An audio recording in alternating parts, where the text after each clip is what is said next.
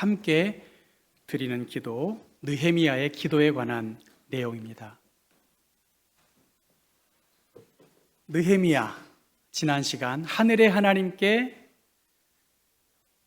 자신의 백성들이 큰 환난을 당하고 능욕을 받으며 예루살렘 성이 허물어졌다는 그 소식을 듣고 느헤미야는 기도했고 이 성벽 재건을 계획했고 그 일을 실행하는 에스라와 느헤미야 시대의 1, 2, 3차에 걸친 여러 배경들을 지난주에 말씀을 드렸습니다.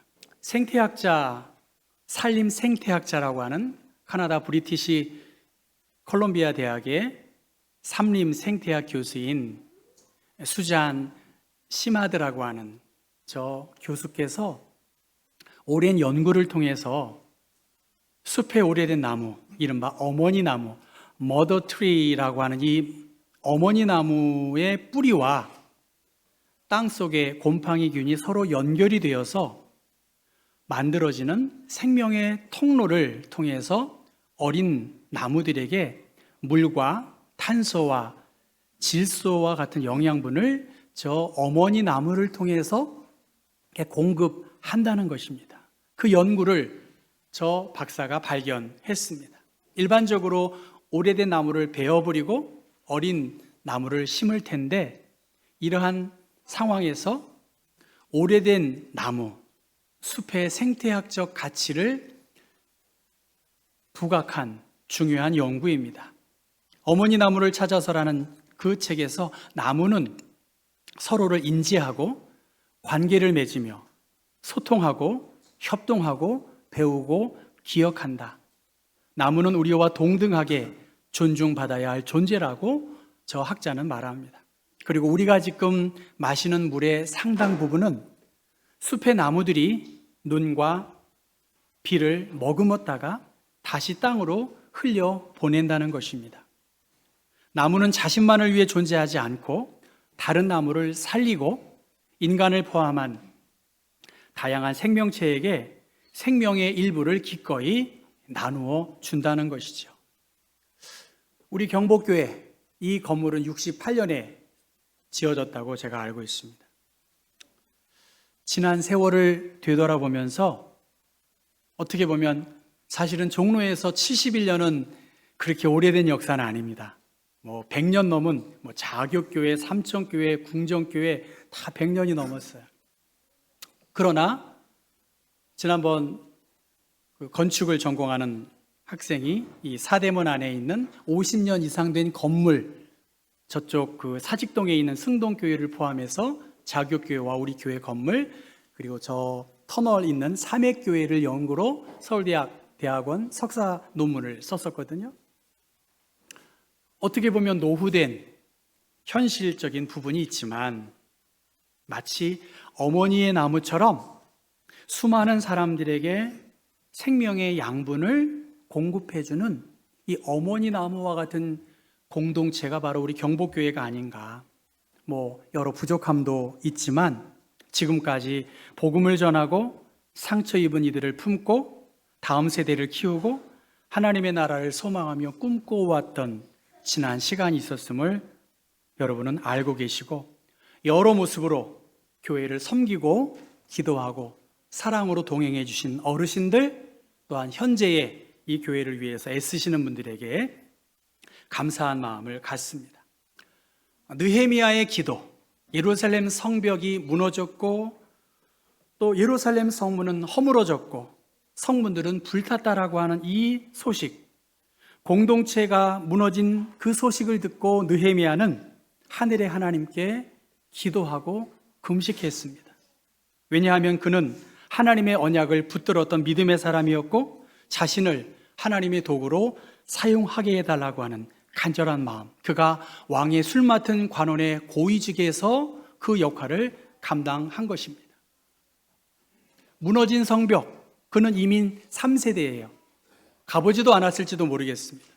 그러나 무너진 성벽보다 그는 무너진 하나님의 택한 백성들의 마음을 살펴보았고요. 그리고 그 상황에서 느헤미야는 기도했다는 것입니다. 5절 중간에 보면 주를 사랑하고 주의 계명을 지키는 자에게 언약을 지키시며 긍휼을 베푸시는 주여 하면서 느헤미야는 기도했습니다. 하나님을 경외했기 때문에 조국의 아픔을 외면하지 않고 하나님을 사랑했기 때문에 공동체를 위해서 그는 기도한 것이죠. 한번 여러분 6절, 7절 말씀 같이 한번 읽어볼까요? 이제 종이 주의 종들인 이스라엘 자손을 위하여 주야로 기도하오며 우리 이스라엘 자손이 주께 범죄한 죄들을 자복하오니 주는 귀를 기울이시며 눈을 여시사 종의 기도를 들으시옵소서.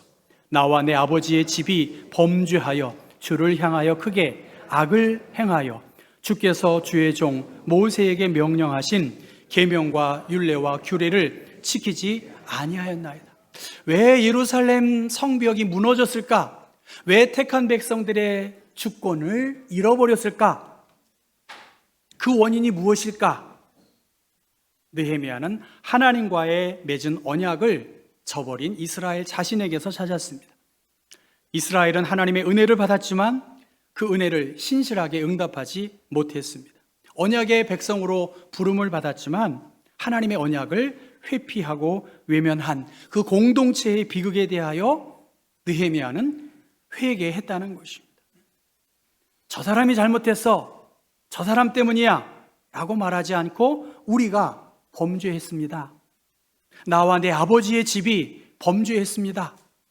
공동체의 죄를 자신과 포함한 모두의 잘못으로 그 문제의 원인이 우리 모두에게 있다라고 하는 생각을 품었던 것이죠. 하나님을 기쁘시게 하고 이 심판까지도 하나님은 공의로우시기 때문에 그 하나님의 공의를 따라서 이것을 받아들이고 다른 사람들에게 원망을 찾고 한 것이 아니라 느헤미야는 이 많은 문제 앞에서 회개하고 자신의 잘못을 살펴보았다는 것입니다. 두 번째는 10절 말씀 같이 읽어볼게요. 이들은 주께서 일찍이 큰 권능과 강한 손으로 구속하신 주의 종들이요 주의 백성이니이다. 예, 자신의 죄를 회개하고 고백했지만 비록 잊을 수 없는 것은 내가 여전히 하나님의 택한 백성이라는 것. 비록 넘어졌지만, 비록 징계를 받았지만 언약의 백성에서 제외된 존재가 아닌 하나님이 먼저 택한 백성들을 사랑하시고 선택하시고 구원하셨음을 기억하옵소서. 사실 우리도 그렇잖아요. 우리의 의로움, 우리의 능력, 그것이 아니라 하나님은 사랑이시고 하나님이 우리를 기억하시고 용서하신 그것 때문에 우리가 이렇게 나와서 예배하는 것이죠.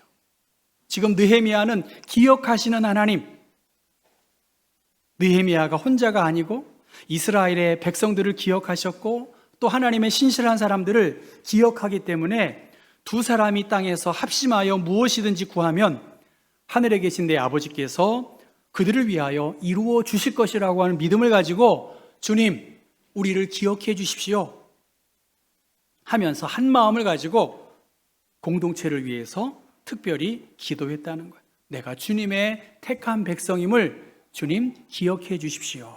그리고 세 번째 11절 말씀 읽어보십시다. 주여 구하오니 귀를 기울이사 종의 기도와 주의 이름을 경외하기를 기뻐하는 종들의 기도를 들으시고 오늘 형통하여 이 사람 앞에서 은혜를 입게 하옵소서. 지금 아닥사스다 왕이 외출하고 돌아올 한 3, 4개월의 그 기간, 이 사람 오늘 왕이 돌아올 그때를 기억하면서 왕을 만나게 될 그 순간에 이 왕의 마음을 움직여 주셔서 왕으로 하여금 나의 역할과 지위와 활동을 통해서 예루살렘 성벽을 재건할 수 있는 은혜를 달라고 그렇게 기도한 것입니다. 나를 사용해 주십시오. 우리를 사용해 주십시오.